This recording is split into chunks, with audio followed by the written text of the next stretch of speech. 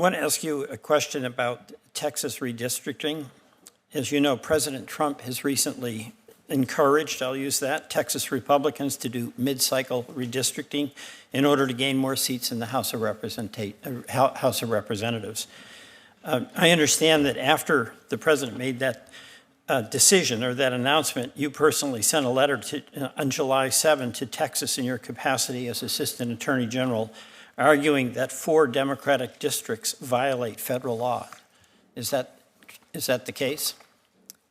It is the case that I sent a letter under my authority to administer the Voting Rights Act and indicate that in light of our analysis of 4 so-called coalition districts in Texas, that those districts were inconsistent with the Voting Rights Act.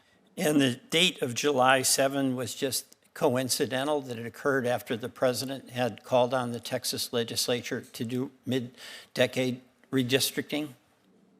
I don't remember what date, Senator. I probably sent 300 letters since I've been in this office, and so what I can say is that I send no letter or make no request without proper investigation. Have you sent any other state legislature a letter where you have indicated that districts within their state are in violation of federal law? Not yet. More redistricting to come? I don't know. I have to investigate the facts. Before you sent the letter on July 7, did you have any conversation with any representatives of the White House?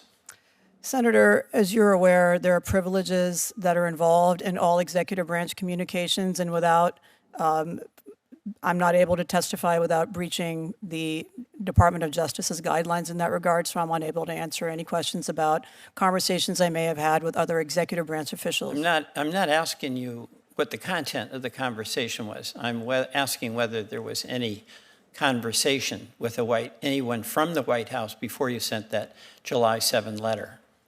Senator, I have the same answer. I think you're aware of the broad scope of privileges that apply to lawyers' conduct. Well, here's what I'm aware of. The president made a directive, which is highly unusual, telling a legislature, the Texas legislature, mid-decade to do redistricting when we do that every 10 years. And it just so happened that the Assistant Attorney General sent a letter to that legislature after the president made his announcement and said that your investigation suggests 4 districts are in violation of federal law. Is there a question, Senator? There's a point here that it's hard to believe that that wasn't coordinated. Well, let me draw your attention to a different fact that refutes your argument, namely the governor of the state that I called home for 25 years also called for redistricting in the state of California, and I haven't sent a letter to California. So correlation is not causation, Senator. Which 4 districts did you say are in violation?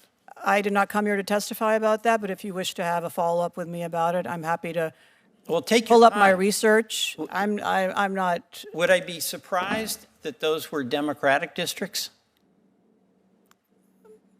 I don't know how to answer that, Senator. I'm not here to testify about that. I'm sure it's convenient to try to distract from the purpose of this hearing, which is to talk about DEI, but that is not what I'm prepared to testify about here today, Senator. You have put a freeze on activities that the Justice Department in your division had done before, and you have walked out of settlements. I'm going to talk about Lowndes County in Alabama. Senator, I think you're misinformed. There was a temporary freeze prior to my taking office. There's no freeze on activities. I filed numerous lawsuits, opened dozens and dozens of investigations, entered into numerous settlements, opened hate crime investigations involving numerous religious backgrounds. So I don't know what you're talking about, Senator. Well,